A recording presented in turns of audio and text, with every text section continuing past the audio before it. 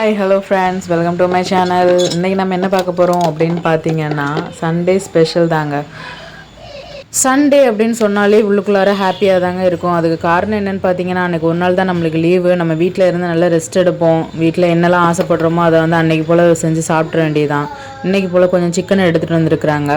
சரி, அதை செஞ்சிடலாம் அப்படின்னு சொல்லிட்டு தனித்தனியாக பிரித்து வச்சுருக்குறோம். குழம்புக்கு தனியாகவும் பொரிக்கிறதுக்கு தனியாகவும் பிரித்து வச்சாச்சு. இங்கே பாருங்கள், ஒரு லெமன் எடுத்து அதை ஹாஃபாக கட் பண்ணி அந்த ஹாஃப் லெமனை மட்டும் பொரிக்க வேண்டிய சிக்கனில் வந்து சேர்த்து அதை வந்து நல்லா மிக்ஸ் பண்ணி விட்டாச்சு.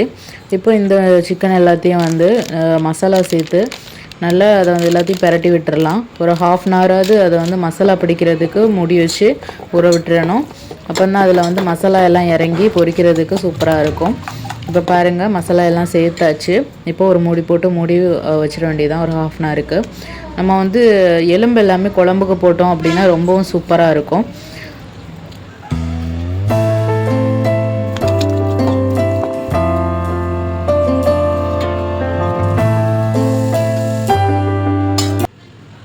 இப்போ குழம்பு வைக்கிறதுக்கு எலும்பு துண்டு உள்ள பீஸ் எல்லாமே எடுத்து தனியாக வச்சாச்சு. இங்கே பாருங்கள், அதுக்கு தேவையான பொருட்கள் எல்லாமே எடுத்து வச்சுருக்கிறேன். பட்டை, கிராம்பு, கறி மசாலா, வெங்காயம் 10 சின்ன உள்ளி வந்து நறுக்கி வச்சுருக்கிறேன். பெரிய உள்ளி வந்து 2 எடுத்து, சின்ன சைஸில் உள்ளது 2 எடுத்து நறுக்கி வச்சுருக்கிறேன். 3 பச்சை மிளகாய், இஞ்சி, பூண்டு எல்லாமே எடுத்து வச்சுருக்கேன். இங்கே பாருங்கள், இஞ்சியை தட்டி எடுத்துக்கலாம். இது கூடயே ஒரு 10 பல்லு போல் பூண்டு எடுத்து வச்சுருக்கிறேன். பெருசாக இருந்ததுன்னா 5 போதும். சின்னதாக இருக்கிறதுனால ஒரு 10 பல்லு பூண்டு எடுத்து அதில் வந்து அதையும் சேர்த்து நச்சு எடுத்தாச்சு. இப்போ பாருங்கள், எல்லாமே எடுத்து வச்சிட்டோம். இன்றைக்கி நம்ம சிக்கன் குழம்பு வந்து ஒரு சின்ன இட்லி குக்கரில் தான் வைக்க போகிறோம். அது எப்படி வைக்கலான்னு வாங்க பார்த்துடலாம். அதுக்கு முன்னாடியே நான் வந்து முட்டை கிரேவி வந்து செஞ்சு வச்சுருக்கிறேன். முட்டை கிரேவி வந்து உங்களுக்கு ரெசிபி வேணும் அப்படின்னா கீழே வந்து எஸ்ன்னு சொல்லி கமெண்ட் பண்ணுங்கள். இப்போ பாருங்கள், ஒரு இட்லி குக்கர் எடுத்தாச்சு. இதில் தான் இன்றைக்கி நான் குழம்பு வைக்க போகிறேன். இப்போ இதில் வந்து 2 டேபிள் ஸ்பூன் எண்ணெய் வந்து சேர்த்துக்கலாம். நல்லெண்ணெய் சேர்த்தோம் அப்படின்னா நல்லாயிருக்கும். நான் வந்து இன்றைக்கி கடலெண்ணெய் தான் சேர்த்துருக்குறேன். இது கூட நம்ம எடுத்து வச்சுருக்கிற பட்டை, கிராம்பு, அந்த பிரியாணி இலை எல்லாமே அதில் வந்து சேர்த்துக்கலாம். சேர்த்துக்கிட்டு அது பொரிஞ்சு வந்ததும், சோம்பு எல்லாம் பொரிஞ்சு வந்ததும் நம்ம கட் பண்ணி வச்சுருக்கிற வெங்காயம், பச்சை மிளகாய் எல்லாத்தையும் வந்து இதில் சேர்த்துக்கலாம். வெங்காயம், பச்சை மிளகாவும் ஓரளவு கண்ணாடி பதத்துக்கு வந்ததும் நம்ம இந்த தள்ளி வச்சுருக்கிற இஞ்சி பூண்டு வந்து விழுதை வந்து நம்ம அது கூட சேர்த்துக்கலாம். சேர்த்து அதோட பச்சை வாசனை வந்து போகிற வரைக்கும் நல்லா அதை வந்து பிரட்டி எடுத்து விட்டுறலாம். இப்போ பாருங்கள், எல்லாம் சேர்ந்து நல்லா வதங்கி வரும். இது வதங்கிறதுக்காண்டி கொஞ்சம் போல் உப்பு வந்து அதில் சேர்த்துக்கலாம். இப்போ நல்லா அதை வதங்க விட்டுடலாம்.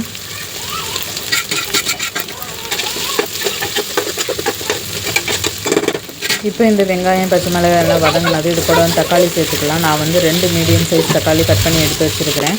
அதை வந்து இது கூட சேர்த்து நல்லா வதக்கி விட்டுறலாம். முன்னாடி நம்ம லைட்டாக உப்பு சேர்த்துக்கிட்டோம். இப்போ தக்காளி வதங்குறதுக்காகவும் கொஞ்சம் போல் அது கூட உப்பு சேர்த்து நல்லா வதக்கி விட்டுறலாம். அப்போ தான் எல்லாம் சீக்கிரமாக வதங்கும். உப்பு வந்து நம்ம பார்த்து கொஞ்சம் கொஞ்சமாக தான் சேர்த்துக்கணும், நிறைய சேர்க்கக்கூடாது ஃபஸ்ட்டே. இப்போ நம்ம எடுத்து வச்சுருக்க சிக்கனை வந்து அது கூட சேர்த்துக்கலாம்.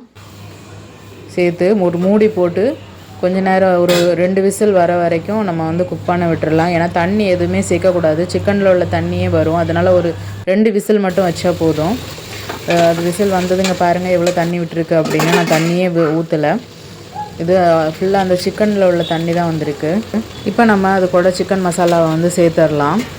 இந்த மசாலா சேர்த்து கொஞ்சம் பிரட்டி விட்டுட்டு அதுக்கப்புறமா தான் அதுக்கு தேவையான அளவு தண்ணி சேர்க்கணும். உடனே நம்ம சேர்க்கக்கூடாது. இது வந்து லோ ஃப்ளேமில் தான் வச்சுருக்கணும், இல்லைன்னா அடி பிடிச்சிரும் மசாலா சேர்க்குறதுனால.